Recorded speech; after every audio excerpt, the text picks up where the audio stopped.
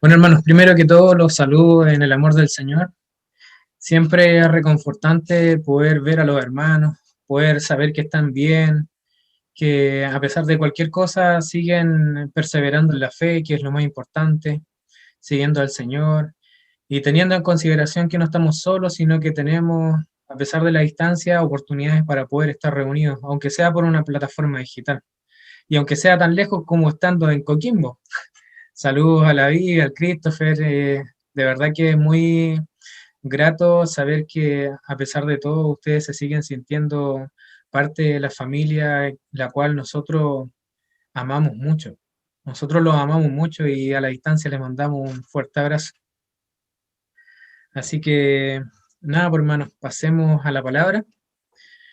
Los que tengan sus Biblias, por favor, pónganlas en sus manos y abramos la Biblia en Marcos, capítulo 8. Marcos capítulo 8, versículo 22 al 26.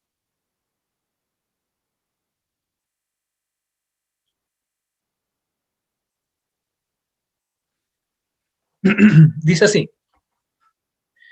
Vino luego a Bethsaida y le trajeron un ciego, y le rogaron que le tocase.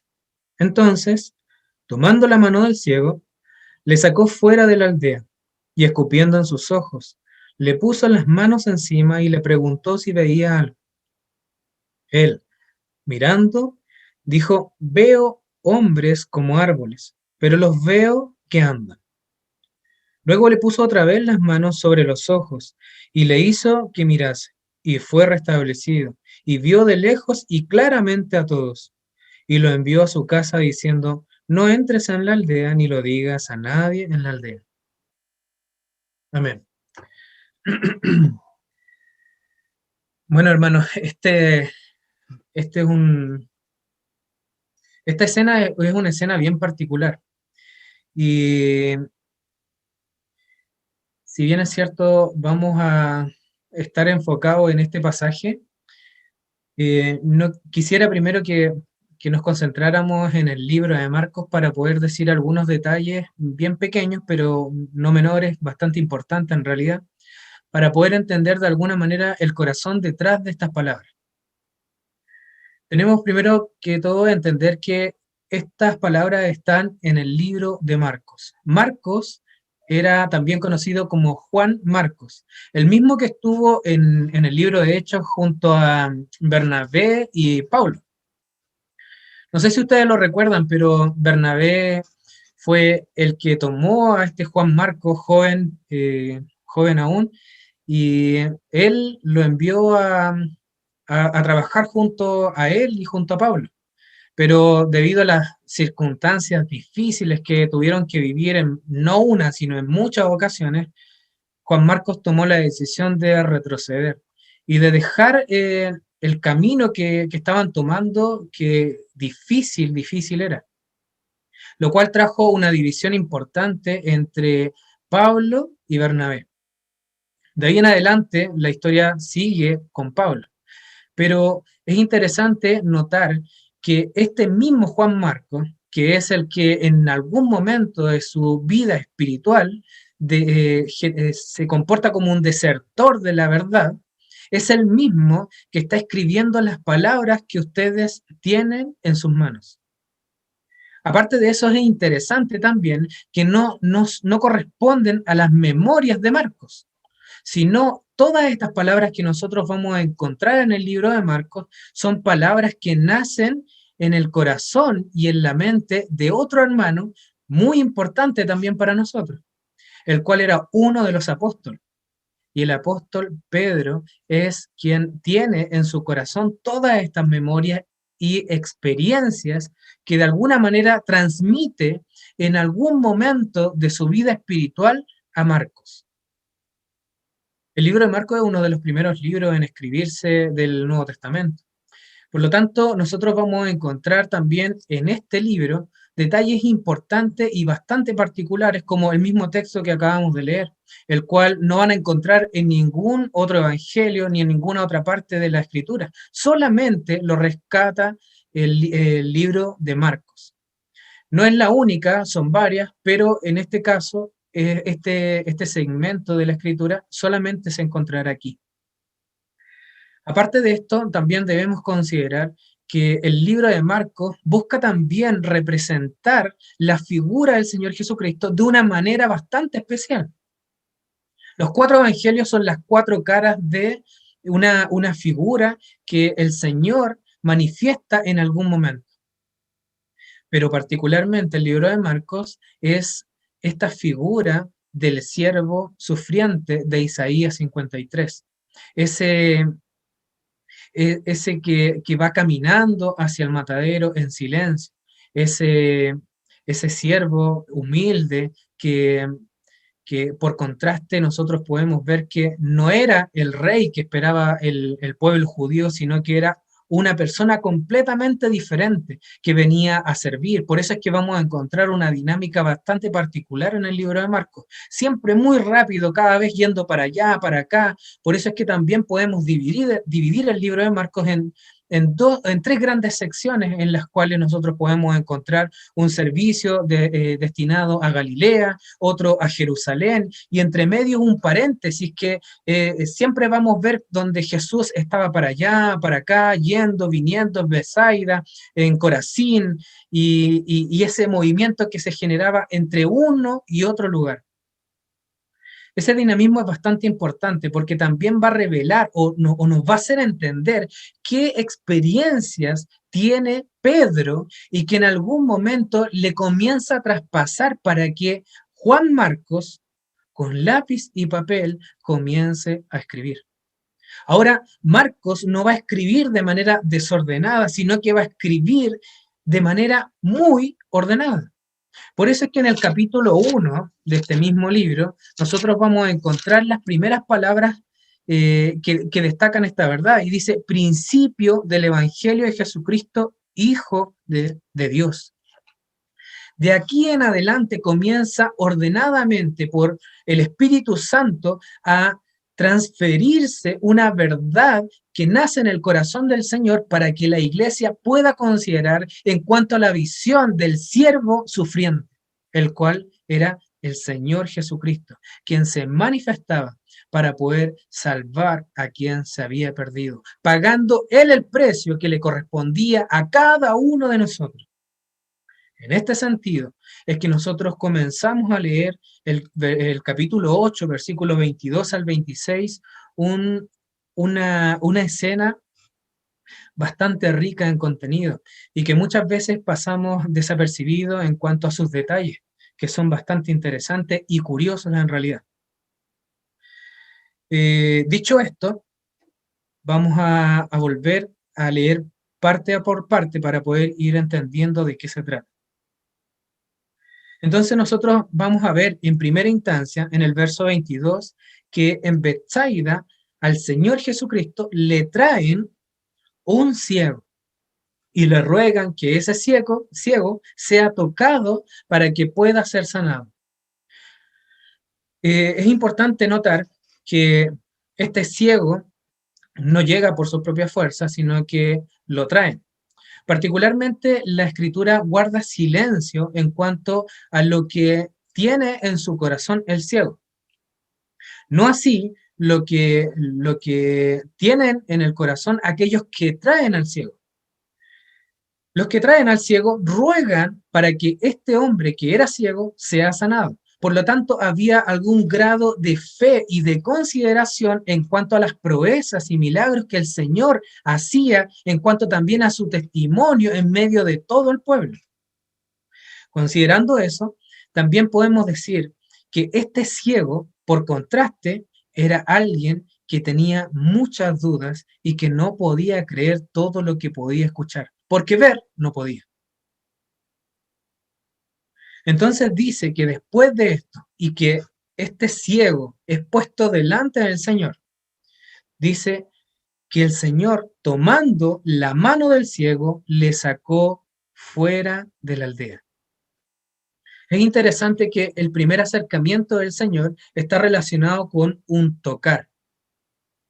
¿Por qué es importante el tocar? Porque el tocar en esta instancia de alguna manera genera una estrechez, un lazo de acercamiento, pero que al mismo tiempo es un acercamiento muy cálido. Yo siempre pienso en esto cuando muchas veces mi hija me pide ayuda y me dice, papá, ayúdame, dame la mano, no me dejes sola. Y de alguna manera ella no solamente se siente protegida, sino que se siente acogida y amada cuando le toman la mano. Estoy seguro que de alguna manera la intención del Señor al tomar la mano no era solamente para guiarlo, no era solamente para poder sentirse, o sea, para que el ciego lo pudiera sentir como no lo podía ver, para que lo pudiera sentir que Él estaba ahí, sino que también el Señor quería con calidez transmitir amor, transmitir lo que él tenía en su corazón para él, porque si bien es cierto, él llega y es puesto delante del Señor para que sea sanado, él comienza una instancia de paso, de proceso, donde él quiere ir transmitiendo cosas. En muchos otros lugares de la escritura vamos a encontrar bastante similitudes en esta primera experiencia, porque le traen enfermos y el Señor o bien proclamaba tan solo palabras y los enfermos eran sanos, o bien imponía sus manos y las cosas ocurrían milagrosamente, pero de manera perfecta e inmediata.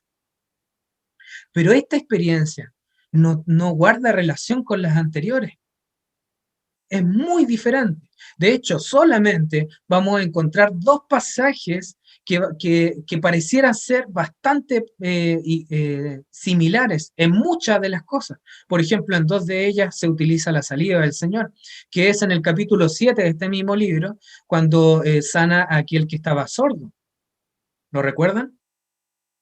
Entonces, la particularidad de lo que aquí comienza a generarse nos va a decir mucho respecto a la sanidad, la cual nosotros debemos entender que también está relacionada con la salvación. Entonces el Señor le toma la mano, pero no solamente le toma la mano, sino que dice que lo saca fuera de la aldea. Aquí nosotros debiésemos hacernos varias preguntas. ¿Por qué, por ejemplo, es que el Señor le toma la mano y le saca fuera? ¿Por qué? ¿Será que acaso no tenía personas que le ayudaran para guiar a este ciego y dejarlo afuera? ¿Será que llegó solo? No. Tenía aquellos mismas personas que trajeron a este ciego. Pero el Señor evita a esa relación con esas personas y toma la mano de este. ¿Para qué? Para generar intimidad. Para que él personalmente pueda tener una experiencia propia, particular con él. ¿Para qué? Para que le pudiese conocer. Dentro de ese lapso en el cual el Señor le toma la mano y ellos comienzan a caminar fuera de la aldea, yo me imagino que tienen que haber pasado una cantidad importante de tiempo para que ellos logren salir de la aldea.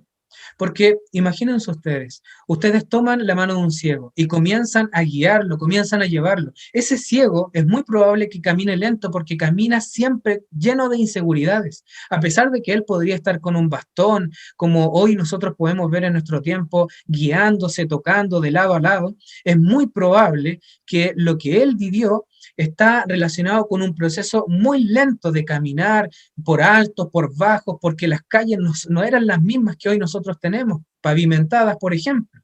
Entonces, lo que él tiene que haber vivido tiene que haber sido en un lapso de tiempo importante, en la cual el Señor utiliza para poder presentarse como Jesús delante de él.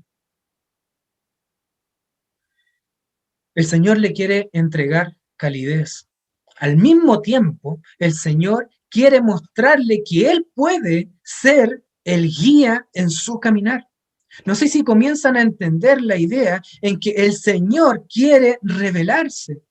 Uno de los problemas o de los grandes planteamientos que tiene y subdivisiones que tiene el libro de Marcos es que nosotros vamos a encontrar preguntas muy grandes, como por ejemplo, entre el capítulo 1 y el capítulo 8, la pregunta más grande es, ¿quién es Jesús? Y en el mismo capítulo 8 en la parte B en adelante, hasta el capítulo 10, nosotros vamos a encontrar qué significa que Jesús sea el Mesías, porque recuerden que la respuesta a esa gran pregunta es la de Pedro diciendo que tú eres el Cristo, tú eres el Mesías, para que finalmente llegue la comprensión de cómo es que Jesús se convierte en el rey sufriente, en el rey cordero, en el rey que camina hacia un matadero. Por lo tanto, lo que él está de alguna manera enseñando a este ciego es quién es él. Él se está mostrando, él se está revelando, y en este proceso de ir caminando hasta salir fuera de la aldea, él se está revelando, él está diciendo, mira, yo soy quien te puede guiar, pero en base a experiencias, en base a una vivencia que él pudiese tangibilizar. Quizás cuántas conversaciones tienen que haber tenido en ese intertanto que iban caminando, que iban avanzando, donde él le preguntaba probablemente qué era lo que él tenía en su corazón, cuáles son sus problemas, cuáles son sus inquietudes, cuáles son las cosas que él está sintiendo en ese momento. Y cuánto es que Él quiere estar con él, que Él quiere salvarlo, porque Él está dedicándole tiempo, Él está diciendo, yo quiero exclusivamente estar contigo, porque yo no quiero que esos que te trajeron a ti estén oyendo lo que yo quiero para ti, porque yo quiero tener intimidad contigo, yo quiero que tú me conozcas, yo quiero que puedas ver realmente quién soy yo quiero que sepas quién es el que te tomó la mano, yo quiero que sepas quién es el que está hablando contigo. ¿Lo pueden ver? Ese mismo es el que llega fuera de la aldea. Y ya estando fuera de la aldea, dice que, dice en el verso 23, entonces tomando la mano del ciego, le sacó fuera de la aldea y dice, escupiendo en sus ojos, le puso las manos encima. Se dan cuenta que nuevamente él pone sus manos encima. Realmente yo no sé la razón exacta por la cual el Señor eh, decide sacarlo fuera de la aldea, aunque es muy probable que esté relacionado con el mismo verso 26 que habla acerca de que había una necesidad de guardar silencio en cuanto a lo que él quería hacer, tanto por la exposición hacia aquellos observadores, como a lo que él tenía que guardar como para sí, como para que él lo tuviera íntimamente, porque no todo necesariamente debe ser expuesto y compartido. Hay experiencias que son propias entre el Señor y tú. Entonces, también no tengo una respuesta clara en cuanto al por qué utilizar la saliva, pero sí me queda la impresión de que, así como en muchas ocasiones en la Escritura el Señor actúa de una forma diferente, de una forma particular, el Señor también nos puede estar diciendo en esta tarde que es importante que hay ciertas cosas que no necesariamente funcionan de la misma manera para todos. Por ejemplo, uno de los deberes que ya estaba dejando en el tintero, de los deberes de la iglesia es que eh, así como aquellos amigos que trajeron a este ciego, la iglesia también debe preocuparse por aquellos que no tienen el deseo en su corazón de caminar al Señor. Hay mucho que no pueden ver en este mundo y ni siquiera sienten el deseo en su corazón de poder dirigir su caminar, sus pies a la presencia del Señor. Por lo tanto, muchas veces nosotros que podemos tener tal vez algún grado de visión espiritual mayor que aquel que no la tiene, es nuestro deber predicar el Evangelio y presentarlo y guiarlo a la presencia del Señor. Por eso es que yo siento que cada instancia o cada milagro o cada acción particular no necesariamente tiene que ser igual a la otra. Normalmente las sanidades hablan de esos procesos de muerte a vida, de estar en una condición inicial a una condición secundaria que se contrastan en sí mismas, como aquel que estando muerto nace nuevamente para poder tener vida. Es impresionante ver cómo el Señor obra de diferentes formas aplicando siempre el mismo principio de amor y de consideración para aquel que lo necesita.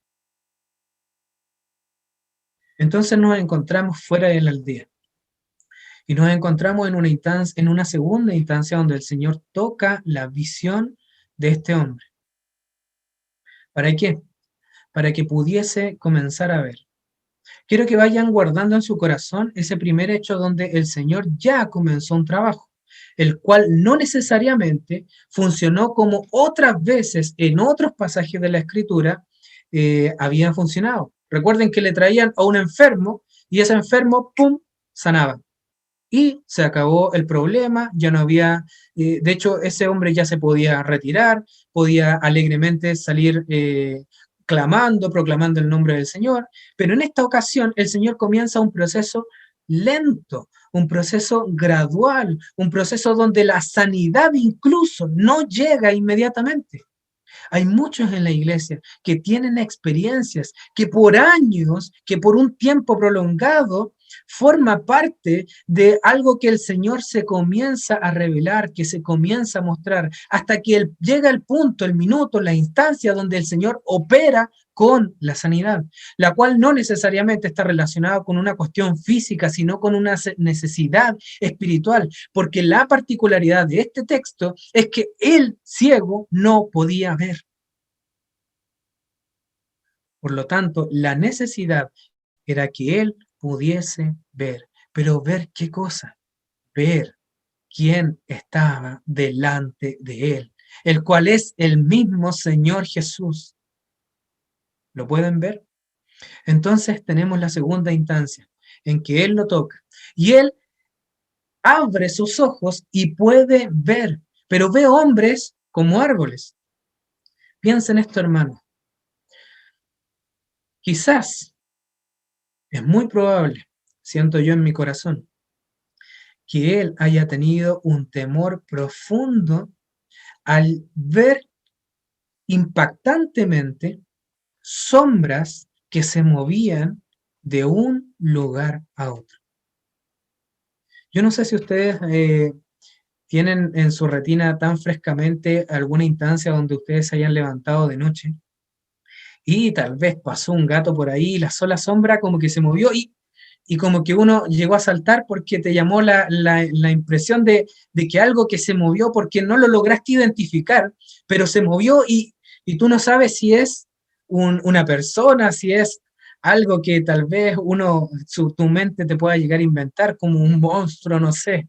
Pero este hombre que nunca había visto nada, comienza a ver cosas que no podía entender ni siquiera darle forma. Por eso es que él es muy probable que en algún momento de su vida haya tocado un árbol o haya escuchado de un árbol y haya logrado identificar que lo que estaba viendo eran cosas que probablemente se parecían a un árbol.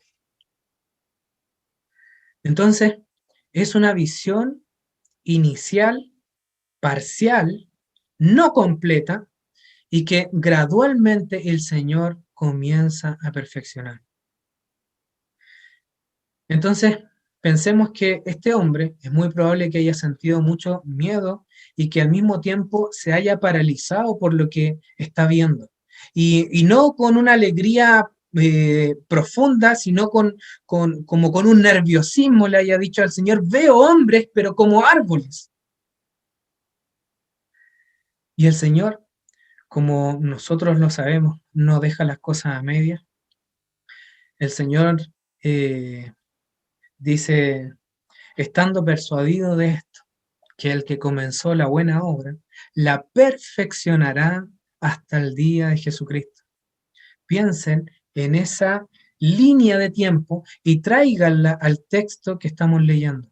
Y entonces el Señor nuevamente pone la mano en este hombre y este hombre ve de lejos y claramente.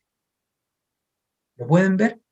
Este hombre necesita vivir una segunda instancia, una segunda particularidad donde el Señor lo toca para que éste pueda ver, pero claramente.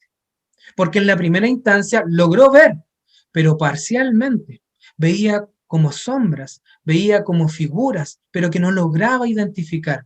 Pero más en esta segunda instancia, sí lograba ver, sí lograba identificar que delante de él tenía una persona tan importante que le salvó, que cambió su vida, que le transformó, que ya podía responder quién era él, porque él se presentaba como su Señor, como él se presentaba como su camino, como su guía, como su amigo, como su sustentador, como aquel que no lo dejaría solo, como aquel que lo tomaba de su mano y no lo dejaría caer. Pero siempre y cuando él pudiese sostener su mirada en él. Hermanos, esto que estamos leyendo se trata de visión espiritual, algo que la iglesia necesita sostener a lo largo del tiempo. Hermanos, es tan importante esto que el apóstol Juan en el libro Apocalipsis dirá que es necesario que limpies tus ojos con colirio a una iglesia particular y a otra iglesia particular, a la de Éfeso. Te dice, pero tengo contra ti que has dejado tu primer amor. Hermanos, el primer amor no es otra cosa que mirar con exclusividad al autor y consumador de todo lo que nosotros sabemos y entendemos en el Espíritu. Observemos, hermanos, un poquito antes para poder dirigirnos ahora a las memorias de Pedro. Vamos a leer el mismo capítulo 8, pero ahora en el versículo 17 en adelante. Dice, y entendiéndolo Jesús, les dijo, ¿qué discutís? ¿Por qué no tenéis pan? ¿No entendéis ni comprendéis? ¿Aún tenéis endurecido vuestro corazón? Teniendo ojos no veis y teniendo oídos no oís y no recordáis. Es necesario entender, hermanos, que dentro del caminar cristiano, el Señor opera de diferentes formas en medio de la iglesia.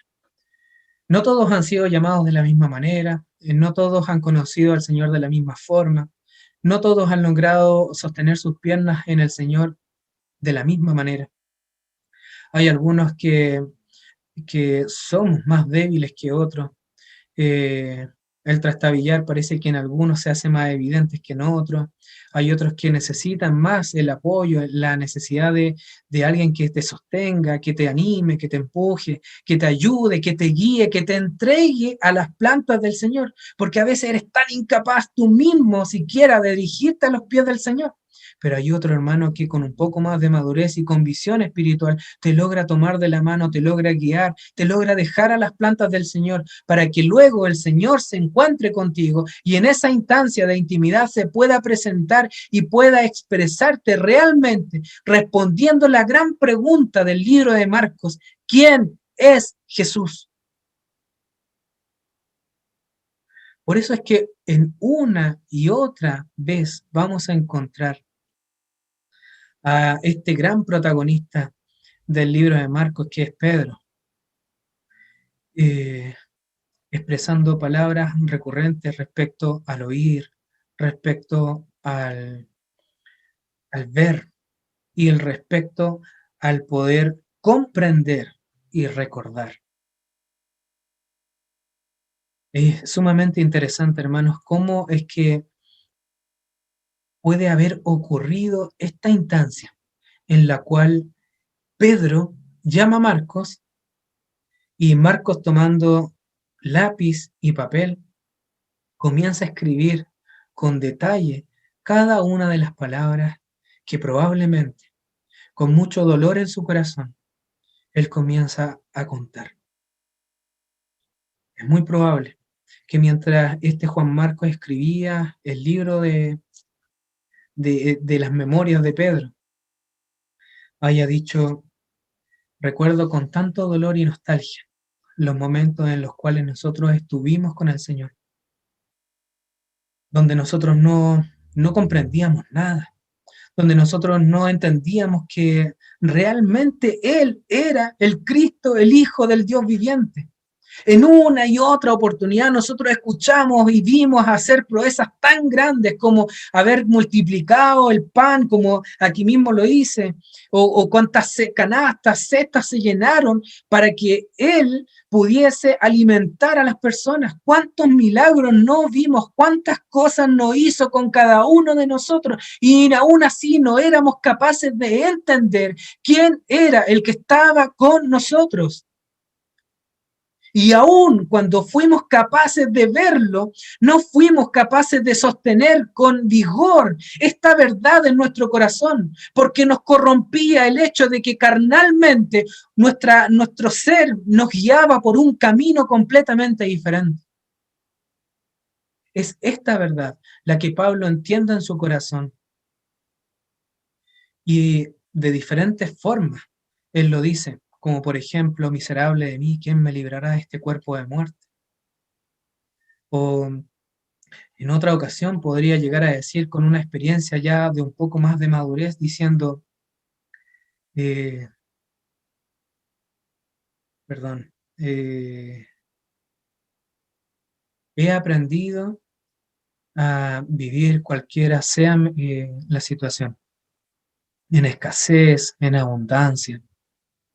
El Señor nos guía de manera constante a experimentar procesos diferentes en nuestro caminar, en los cuales siempre Él busca que nuestra apertura de visión vaya creciendo, vaya aumentando. Pero ojo, siempre de la misma manera en la cual toma la mano de este ciego. Es muy probable que mientras Pedro conversaba con Juan Marcos para que él tomase lápiz y papel, escribiendo con detalle todo lo que él estaba diciendo, recordara también en su corazón el que él no vio, no entendió, no supo hasta después que pudo recordar todo lo que había vivido.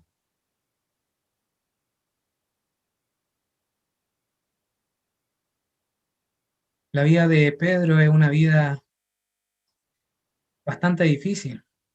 Hasta los últimos tiempos yo creo que Pedro siempre luchó con lo que era sus pensamientos acelerados y su corazón traicionero. ¿Recuerdan cuando en una ocasión incluso Pablo tuvo que llamar la atención de Pedro? Pero al final de los días de Pedro, nosotros vemos haciendo honor a su Señor y entendiendo lo que realmente el Señor quería de él y que de alguna manera refleja lo que Marcos quería transmitir. Ese siervo que un día descendió del cielo para manifestarse como aquel que tendría que morir para que pudiésemos ser salvos cada uno de nosotros. No necesariamente es para que contemplemos esa verdad. Por esta razón es que el mismo capítulo 8, un poco más adelante, dirá lo siguiente. Si me dan un minuto.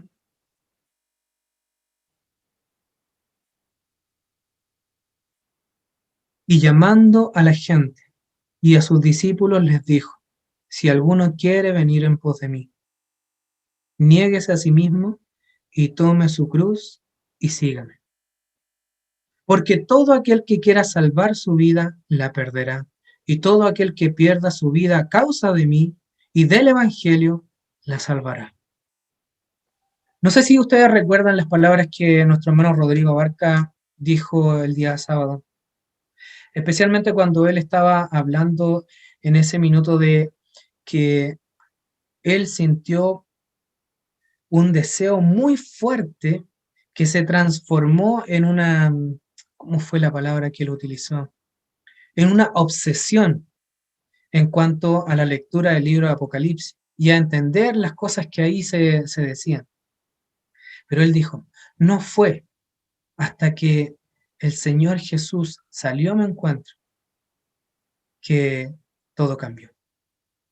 que comencé a ver las cosas de una manera diferente. ¿Pueden verlo? Esa respuesta a esta gran pregunta que el libro de Marcos comienza transmitiendo. ¿Quién es Jesús? Es una pregunta que debe ser grabada en nuestros corazones y nunca tenemos que olvidarla. Nunca tenemos que perder de vista quién es el Señor. Los apóstoles no una, sino muchas veces perdían de vista al Señor. A pesar de que, por ejemplo, aquí Pedro dice, Señor Jesús, tú eres el Cristo, el Hijo del Dios viviente. Por ejemplo, nos podemos acordar de ese momento en la barca cuando los apóstoles estaban eh, luchando con esta gran tempestad y el Señor dormía en la barca. No sé si ustedes han logrado notar el hecho de que ellos concentran su mirada y sus esfuerzos en luchar con la experiencia externa, con aquello que estaban viendo fuera de la barca, no dentro de la barca, porque dentro de la barca la experiencia era particular y era que el Señor estaba serenamente descansando. Si ellos hubiesen vuelto sus ojos al Señor y hubieran dicho, a pesar de que tengo mucha experiencia, de que soy pescador y que por años jamás nunca he sucumbido ante el mar, mirando al Señor, me queda solo eso, porque ya luchar con mi fuerza no puedo. Si hubieran puesto los ojos en el Señor, si hubieran descansado en el Señor no hubiese tenido que levantarse frustradamente y decirle al viento y al mar, calla, enmudece, para que se hiciera gran bonanza. Porque ¿qué habría ocurrido? Nada, porque Él estaba con ellos, porque Él jamás dejaría que ellos pasaran algo que no pudiesen soportar. Si bien es cierto, la experiencia apostólica es una experiencia difícil, dura en gran manera y de diferentes índoles y gamas, como Pedro murió crucificado al revés. Muchos apóstoles murieron de diferentes formas, siendo mártires.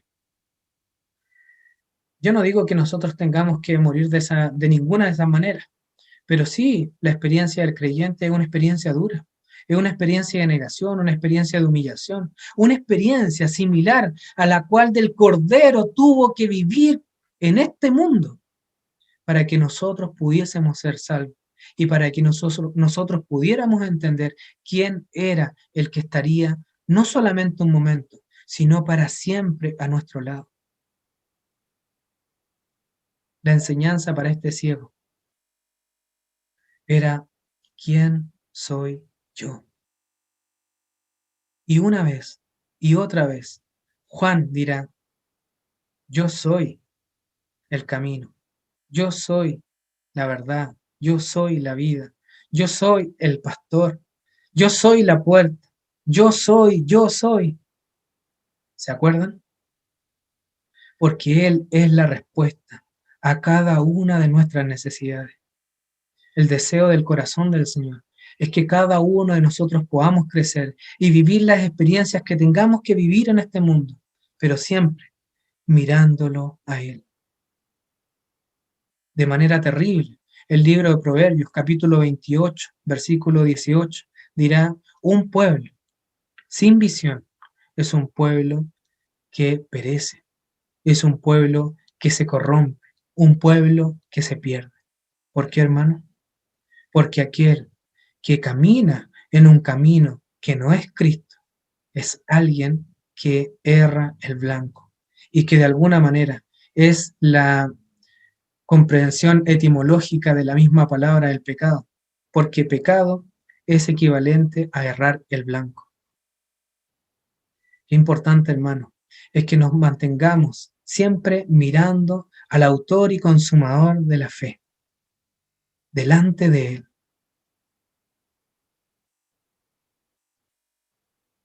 Guardando la palabra de su paciencia, como dirá Juan en Apocalipsis.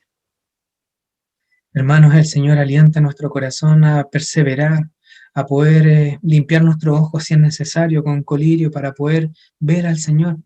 Cuando nuestros ojos se sientan nublados, cuando nuestros ojos comiencen a sentir ansiedad, cuando nuestro corazón se comience a turbar. De seguro es una experiencia similar a la que los apóstoles tuvieron que vivir. Pedro reconocía que esa instancia, cuando ellos estaban viendo al ciego, era una instancia donde ellos se veían reflejados. Por eso es que él miraba esta escena, transmitiéndosela a Marco, diciendo, yo estaba como ese ciego, no podía ver, no sabía quién estaba a mi lado, pero ahora que ya no está conmigo, que está lejos, porque un día se tuvo que ir, yo quisiera haberlo abrazado más veces, quisiera haberlo besado más veces, quisiera haberle dicho cuantas cosas, pero ya no estaba. Ahora estaba en un lugar mejor, que era el mismo corazón de él. Qué alegría, hermano, que hoy el Señor está en nuestro corazón y seguimos con la posibilidad de poder abrazarlo, de poder besarlo, de poder decirle que lo amamos, de poder decirle que sabemos que Él está ahí con nosotros, que no hay miedo, porque Él venció al mundo, porque Él venció al que tenía el imperio de la muerte y la muerte no tiene potestad sobre nosotros.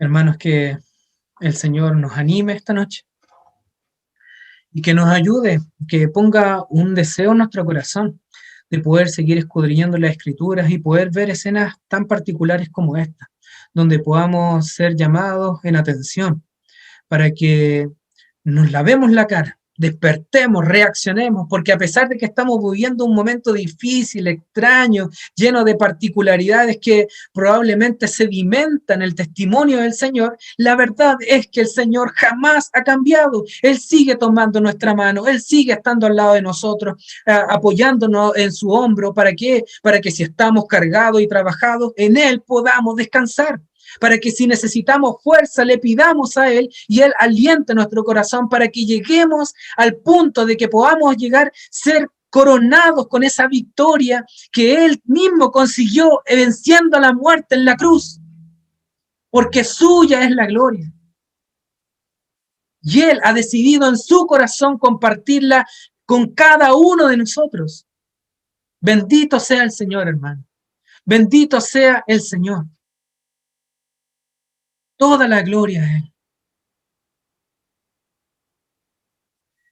Amén, hermano. Siento que hay tanto que podríamos seguir diciendo, pero ya ha pasado la hora y es tiempo. Hermanos, les amo, les deseo, les necesito y, y siento un deseo profundo de que llegado el momento del sonar de la trompeta y los cielos se abran y Él vuelva en gloria y majestad a buscar a su amada, todos podamos estar juntos para recibirle en el cielo. Amén. Un abrazo, hermano. El Señor les bendiga.